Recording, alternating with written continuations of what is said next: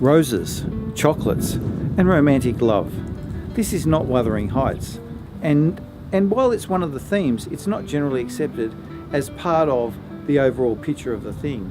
As Charles Baudelaire says, Romanticism is about a feeling, and today I want to talk to you about some of the elements of genre in Wuthering Heights, and particularly want to talk about Romanticism and the Gothic.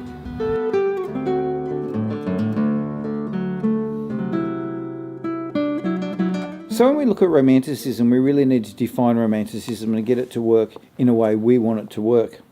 So let's have a look at a definition or two. The American Heritage Dictionary defines Romanticism as, and I'm going to read this direct so I don't get it wrong, a movement in literature, music and painting in the late 18th and early 19th centuries. Romanticism has often been called a rebellion against an overemphasis on reason in arts. It stressed the essential goodness of human beings, celebrated nature rather than civilization, and valued emotion and imagination over reason. And I think that's the most important thing you need to keep in your head, that they really valued emotion, and I think that's what we can see in Wuthering Heights. And in the next section of this lecture, here amidst the roses and the bees, I'm going to go and have a look at the actual Romanticism and the impact of Romanticism on the novel in itself. So let's have a look at Wuthering Heights and its relationship to Romanticism. The first thing that Wuthering Heights does is probably challenges the normal conventions of the novel up to that point of time in some ways. The novel is extremely unconventional in its non-linear structure, and we see different levels of narration, we see letters, we see different sorts of characters that rely on very much on emotion and not reason. In fact, Heathcliff is the perfect example of emotion over reason. And in many ways, the conflict in it is all about emotion rather than civilised society. And Wuthering Heights certainly doesn't represent logic, reason and civilised society. Some of the content is made to shock. Heathcliff is a horrible, nasty character, full of emotion, and he treats people abominably. The ideas are even confronting, and we'll talk about ideas in a later lecture, but think about the idea of how social order is criticised, how convention is criticised, and a few things like that. What else is romantic, I suppose, in the sense of Romanticism with a capital R about the novel? Well, we've got those passionate, intense characters that I talked about. We've sort of also got that Byronic hero in Heathcliff. And although many people don't like Heathcliff as a character, he's certainly an immoral character, but his emotions, senses and depth of feelings certainly make him well loved by readers, and a figure that is well and truly talked about. Also, what else do we have here? We have setting, and I talked about setting in another lecture, that represents place and a sense of emotion and feeling rather than just the place. It also explores the imagination. We have the references to the supernatural, which comes later. Catherine's ghost is clearly a romantic thing, and the storms, the dreams, and all those sorts of elements are there in it. Also, what we see is the value given to childhood and the value given to those childhood experiences, how they impact on characters' imaginations, and how they very clearly and specifically impact not just on the characters' imaginations, but what affects them later on in life.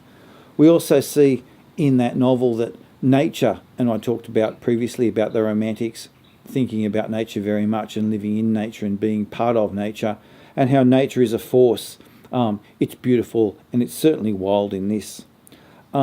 There's a sense of a yearning to attain a dream or some sense of satisfaction, but specifically not being able to get that satisfaction within a mortal existence, and Heathcliff's death in the end is so he can be reunited with Cathy. That sense of spiritualism and self-identity, which goes a long way away from the logic and reason of that period of time, is also an important element. And we also have the poetic language, the use of the sensual imagery, the great passion that comes from this novel. What else is romantic about it? Well, finally, I'd like to talk about the use of the Gothic and Gothic conventions, and I'd like to talk about how those Gothic conventions impact particularly on the novel, and I'll do that now. So, what is the Gothic, and how does it work? The Gothic's a sort of genre that arose, and how does it work in terms of Wuthering Heights? Gothic usually has a place like a ruined castle, and in this, I suppose you could call Wuthering Heights, the place itself, a ruined sort of castle, although it's certainly not a castle, but it does play that key role. We have ruined buildings as well in the Gothic, and that's particularly important. Dungeons, dark shadows, corridors, spookiness, and that all comes about certainly in the setting of Wuthering Heights. We also have omens, ancestral curses. You see that. We have the magic and supernatural manifestations. Well, of course, we have the ghost. The passionate, driven hero or villain hero in this case, I suppose. Heathcliff's a bit of both. A curious heroine, always a heroine who has that sense of passion of her own, and horrifying or terrifying events. And I suppose in some ways that Heathcliff's psychological torture of those characters is particularly important in that sense. So in true romantic style, it does have some very definite sense of the Gothic. So how is the Gothic particularly accessible in Wuthering Heights? And I'd like to finish our lecture today by talking about that. Wuthering Heights is Gothic in a true sense because the boundaries of normality are trespassed, and specifically love crosses the boundary here between life and death. That happens in lots of those Gothic novels, and here particularly what Bronte does is incorporate the trappings of that sense of Gothic imprisonment in a place, escape, flight, the persecuted heroine. The setting of Wuthering Heights, of course, as I said previously, is specifically a Gothic setting, despite it not being a traditional castle in that sense, but it is isolated, it's trapped by the elements, and the people are trapped inside it.